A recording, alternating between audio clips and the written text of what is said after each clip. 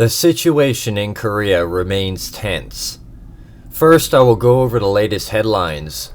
Then I'll give you an idea on how exactly war could break out on the Korean peninsula.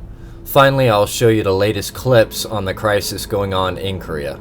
Japan readying for North Korea emergency. During a series of meetings between Japanese and U.S. officials, the Japanese side asked for advanced consultation regarding any U.S. military action against North Korea. The U.S. side is said to have responded positively to the request. This is because Japan would need to take appropriate precautions given that, as an ally of Washington, it could be a target for retaliation should the U.S. military attack North Korea. It is expected that a North Korean attack on Japan would involve ballistic missiles. The Japanese government has been bolstering defensive measures against ballistic missiles, including making permanent in August 2016 an order to self-defense forces to intercept and destroy incoming missiles. 57,000 would need rescuing. A different issue that would emerge in a contingency on the Korean peninsula is the rescue and protection of an estimated 57,000 Japanese, including tourists in South Korea. The government started compiling an evacuation plan in the 1990s and has updated and changed it several times.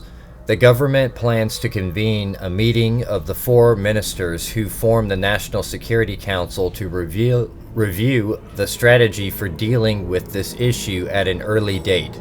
Hostilities could break out at any moment on the Korean peninsula. President Trump has indicated that if he suspects the North Koreans are about to set off a nuclear test, he will attack the North. More than likely, this scenario would play out. The North prepares to test a nuclear weapon at its Honguri test site. President Trump orders an airstrike on the site, using either naval forces or bombers from Guam. The North responds with an artillery barrage on the DMZ, primarily targeting Seoul. From there, only one thing is certain: North Korea will cease to exist as a nation. The real question is, what will China do? They have 150,000 troops massed on the North Korean border. Perhaps they're only there to prevent the North Korean refugees from flowing into China, or perhaps they will invade from the north. That would increase the speed of the inevitable downfall of the DPRK. Sneaky, dirty, underhanded people that want to kill our civilians, it's going to be stopped. Somebody criticized me the other day because they asked me what I do, and I said, I'm going to bomb the out of them. It's true. I don't care. I don't care. They've got to be stopped. Hey, what about Major Tom?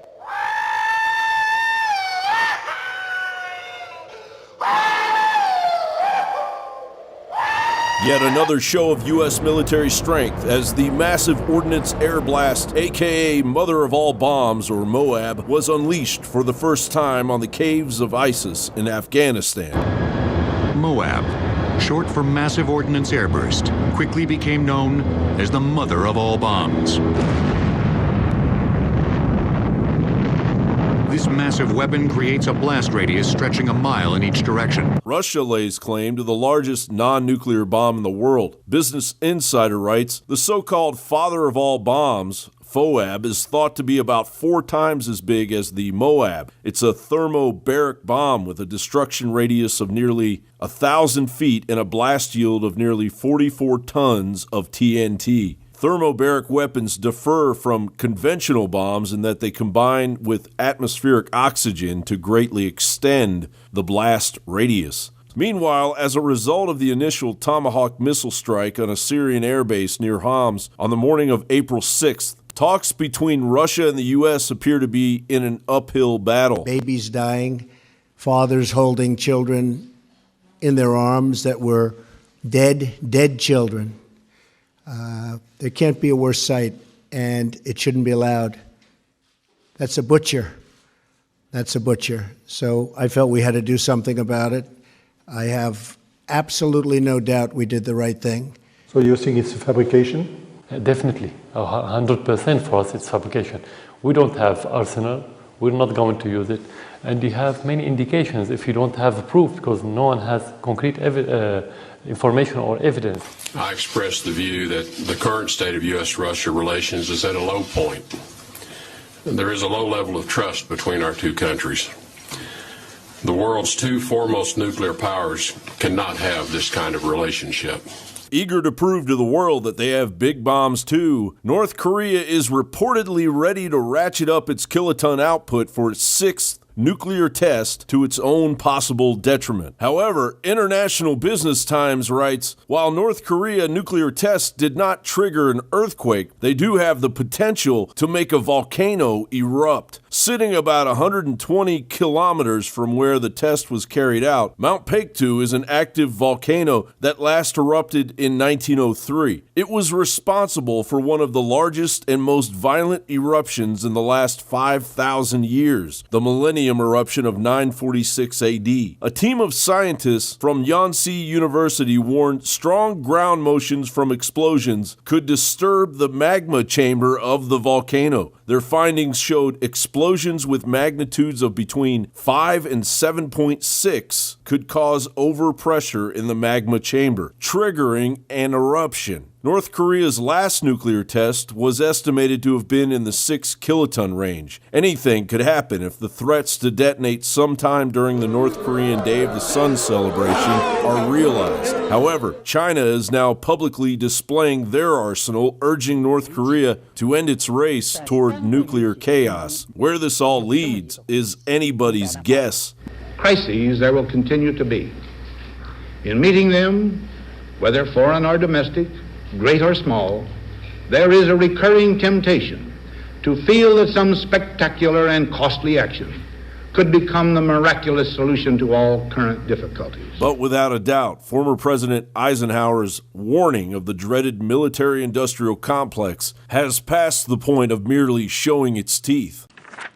The world is on edge as countries brace for a possible military conflict between the U.S. and North Korea. Experts expect some sort of missile test may occur this weekend during Day of the Sun celebrations in North Korea. And we know that President Donald Trump has mobilized the Navy to the Korean Peninsula.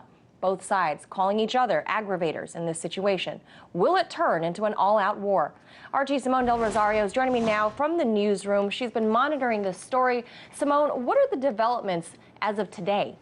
Right now, Manila, it's a war of words, but both sides have made it clear they are ready to act. Talk of preemptive strikes is happening on both sides of this conflict.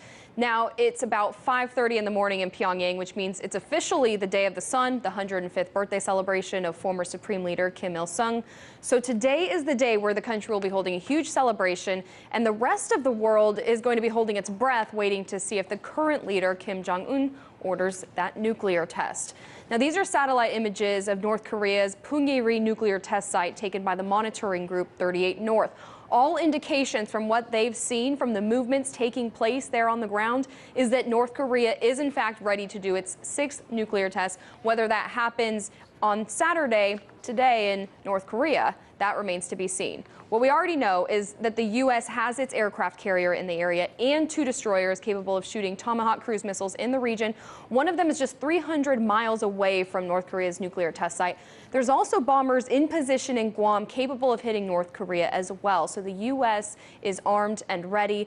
The presence and preparation in that area has North Korea's vice foreign minister saying the U.S. is the one looking for trouble, not the other way around. If the U.S. comes with reckless military maneuvers, then we will confront it with the DPRK's preemptive strike. We've got a powerful nuclear deterrent already in our hands, and we certainly will not keep our arms crossed in the face of a U.S. preemptive strike. The situation is coming to a tilt as the U.S. decides whether to strike. If there's good intelligence, North Korea is going to pull the nuclear trigger. North Korea's regime is, as we know, it's unpredictable and volatile, but there is a chance they might hold off on this celebration. If the U.S. strikes first, it'll likely be after consulting with South Korea, our ally, to determine if the action is worth the risk. Another country Trump has been trying to work with when it comes to this conflict is North Korea's closest ally, China, whose foreign minister is urging both sides at this point to just cool off. 이달 Once a war really happens, the result will be nothing but losing all around. No one can become a winner. Therefore, we call upon all the parties, no matter orally or in action, to stop provoking and threatening each other and not to make the situation irretrievable and out of control. No matter who it is, if it wants to make war or trouble on the Korean Peninsula, it must take the historical responsibility and pay the due price. And this is perhaps a first for possible conflict between countries. Twitter is at the center of this situation.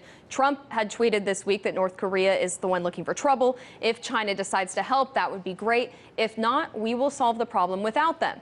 And North Korea's vice foreign minister is saying that these tweets from President Donald Trump are just adding fuel to what he called a vicious cycle of tensions on the Korean Peninsula.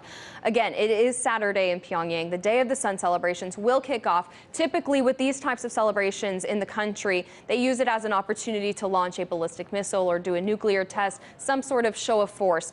So for the next several hours, we're going to be keeping a very close watch on what happens there, Manila.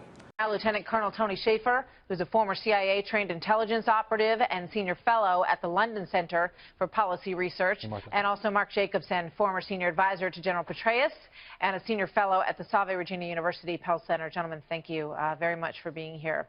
I think that the most important thing first is to address if they were to launch a missile over the weekend in commemoration of the birth of their founder, what would that potentially look like, and what kind of sophisticated technology and potentially nuclear intercontinental missile are we talking about here, Tony?